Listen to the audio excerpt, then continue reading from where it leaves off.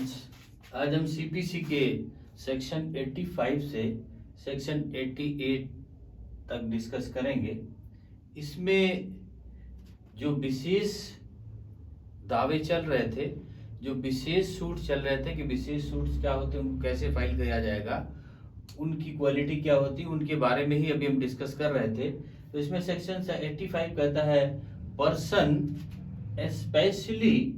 persons especially appointed by government to prosecute or defend on behalf of the foreign rulers। जो foreign rulers हैं उनके द्वारा जो case file किए गए उनमें एज ए डिफेंडेंट मतलब अपोजिट पार्टी की तरफ से और एज ए प्रोसिक्यूशन मतलब वादी लोगों की तरफ से कौन अपियर हो सकता है या किसको अपियर किया जाएगा उसके बारे में बताता है।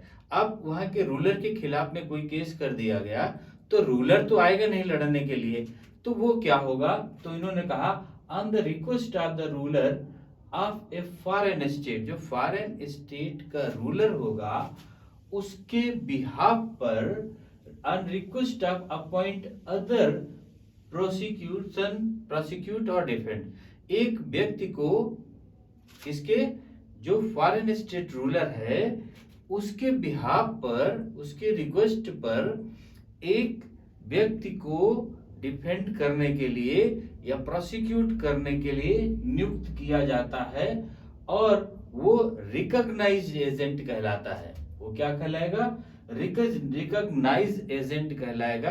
किसका, फॉरेन स्टेट रूलर का, मतलब उसने एक अपना व्यक्ति को, प्रतिनिधि को नियुक्त कर दिया और वही प्रतिनिधि डिफेंड करेगा और या वही प्रतिनिधि उसका प्रोसिक्यूट करेगा।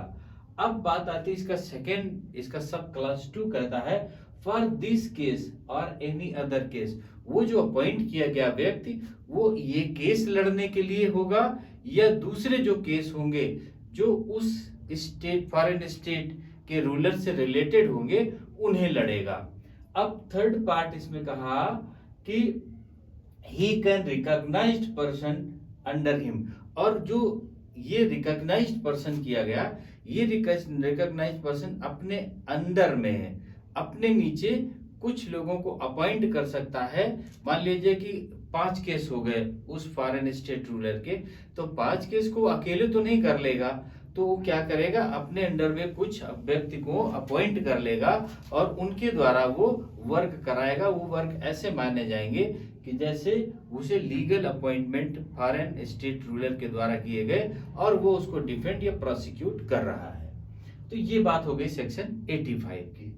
अब सेक्शन 86 में कहा suit against foreign rulers, administrator and invoice, अगर इनके खिलाफ में जो सूट है वो जो विदेशी राज्यों, राजपूतों और वहां के दूतों के विरुद्ध जो केस होंगे वो कैसे किए जाएंगे, उनको क्या होगा, तो उसमें कहा suit except with consent of the central government certified in writing by a secretary of that government, जो सेंट्रल गवर्नमेंट के सेक्रेटरी के द्वारा एक सर्टिफाइड कॉपी जो लिखित में होगी उस गवर्नमेंट के द्वारा दी जाएगी। जब तक वो उसे सर्टिफाइड कॉपी नहीं दे देगा, मतलब वो लिखित रूप से परमिशन नहीं दे देगा, तब तक उस सूट को एक्सेप्ट नहीं किया जाएगा, मतलब उसे फाइल नहीं किया जाएगा, उस सूट को माना नहीं जाएगा जब तक कि केंद्र सरकार ऐसी सहमति नहीं दे देगा। अगर केंद्र सरकार के सहमति के बिना वो केस फाइल नहीं किया जा सकता। इसका कहने का मतलब ये हुआ नो फॉरेन स्टेट में भी सूट, कोई फॉरेन स्टेट का सूट फाइल तभी होगा जब केंद्र सरकार के सेक्रेटरी के द्वारा या उस गवर्नमेंट के सेक्रेटरी के द्वारा एक लिखित रूप में कॉपी, उसकी सर्टिफाइड कॉपी दे दी जाएगी। जब वो होगी तभी, जैसे इसके पहले हमने पढ़ा कि सेक्शन 80 में कि नोटिस दी जाएगी, वैसे इसमें क्या होगा कि सेंट्रल गवर्नमेंट के सेक्रेटरी के द्वारा सर्टिफाइड कॉपी एक दी जाएगी। जब वो कॉपी आ जाएगी तभी उस केस को फाइल किया जाएगा। अब इसमें कहा कि लेकिन अगर कोई पर्सन में as a tenant of immovable property, कोई इमूवेबल प्रॉपर्टी है, स्थायी संपत्ति है, मकान है आदि है, फैक्ट्री है, कोई स्थायी संपत्ति है और उसकी टेनेंट है तो वो बिना इसके परमिशन के सूट फाइल कर सकता है। एक इसमें प्रोविजो दे दिया गया, एक एक्सेप्शन है कि अगर कोई व्यक्ति इमूवेबल प्रॉपर्टी का टेनेंट है और वो केस फाइल करना चाहता है तो उसको सेंट्रल गवर्नमेंट के सेक्रेटरी से परमिशन या सर्टिफाइड कॉपी की आवश्यकता नहीं होगी और वो कोर्ट में ऐसे ही केस को फाइल कर सकता है। अब इसकी सेकंड बात कही, सेकंड इसका सब क्लास 2 कहता है permission shall not be given unless it appear. अब मतलब उसको परमिशन सेंट्रल गवर्नमेंट का सेक्रेटरी कब देगा? जब वो देख लेगा टू द सेंट्रल गवर्नमेंट, जब वो सेंट्रल गवर्नमेंट का सेक्रेटरी देख लेगा that institute suit against him, कि उसके खिलाफ में क्या सूट को उस कोर्ट में फाइल किया जा सकता है। बात कही दूसरी, trades within the local limit, उसका जो व्यापार है वो उसके क्षेत्राधिकार के अंतर्गत आ रहा है कि नहीं आ रहा है, मतलब उसका व्यापार उस ज्यूरिडिक्शन में है कि नहीं है। अगर ये बात ज्यूरिडिक्शन में नहीं है तो परमिशन ही नहीं मिलेगी। थर्ड बात कही, the position of immovable property, जो इमूवेबल प्रॉपर्टी के खिलाफ में वो केस कर रहा है क्या वो उसके पोजीशन में है। तो ये तीन बातें कह दी गई कि या उस सूट को अगेंस्ट हिम उसको ज्यूरिडिक्शन को देखना है, वो फाइल हो सकता कि नहीं हो सकता, लिमिट है कि नहीं है, 30 मूवेबल प्रॉपर्टी उसके पोजीशन में है कि नहीं है। अगर ऐसी चीजें हैं, कोई प्रॉपर्टी उसके पोजीशन में है या उसके ज्यूरिडिक्शन में है, तब भी वो फाइल कर सकता है, अदरवाइज फाइल नहीं कर सकता। अब बात आती है इसके सब क्लास 3 की। इसके सब क्लास 3 कहता है केंद्रीय सरकार, जो सेंट्रल गवर्नमेंट होगा, वो लिखित रूप से अगर कोई प्रमाणित प्रति विदेशी फॉरेन स्टेट की संपत्ति कुर्क करने के लिए नहीं देता है तो फिर वो उसको कुर्क नहीं निष्पादित नहीं की जाएगी, एग्जीक्यूशन नहीं किया जाएगा जब तक कि सेंट्रल गवर्नमेंट के सचिव के द्वारा उसको लिखित रूप से प्रमाणित नहीं कर दी जाती है। इसका फोर्थ पॉइंट कहता है कि इन चीजों में ऐसे ही लागू होंगे फॉरेन स्टेट रूल के, फॉरेन स्टेट के नियम ऐसे ही लागू होंगे कैसे, विदेशी राज्य का कोई शासक, अगर वहां का कोई शासक है, वहां का कोई रूलर है तो यही नियम उस पर लागू होंगे।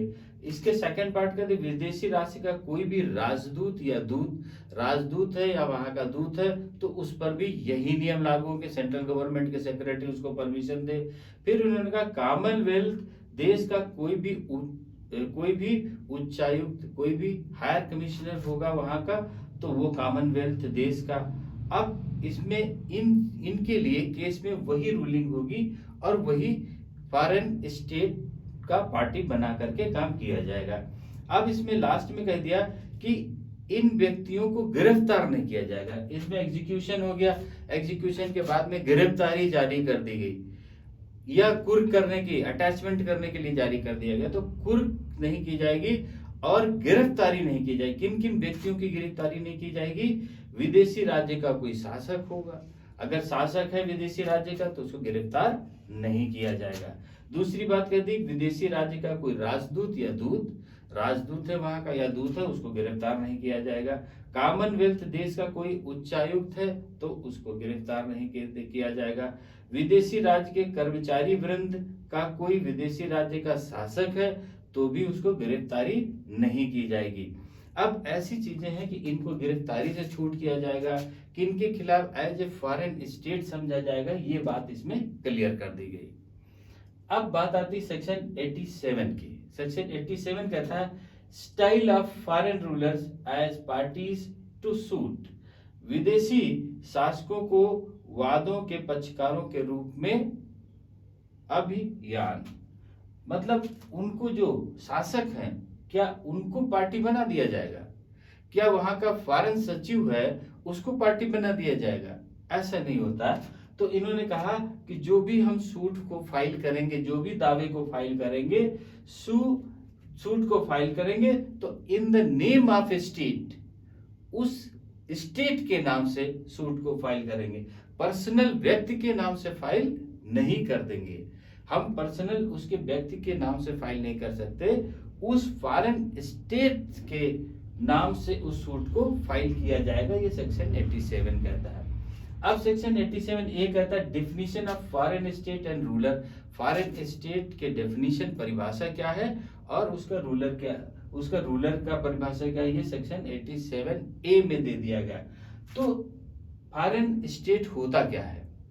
इंडिया, भारत के बाहर, आउट ऑफ इंडिया, भारत के बाहर रिकॉग्नाइज्ड बाय सेंट्रल गवर्नमेंट, जो सेंट्रल गवर्नमेंट के रिकॉग्निशन से जो बनते हैं राज्य, वो क्या कहलाते हैं? फॉरेन स्टेट कहलाते हैं। वो फॉरेन स्टेट कहलाते हैं। जो भारत के बाहर केंद्र सरकार के रिकॉग्निशन से, उनके अनुमति से, उनके अनुप्रमाणित से जो स्टेट बनते हैं उनको हम फॉरेन स्टेट कहते हैं।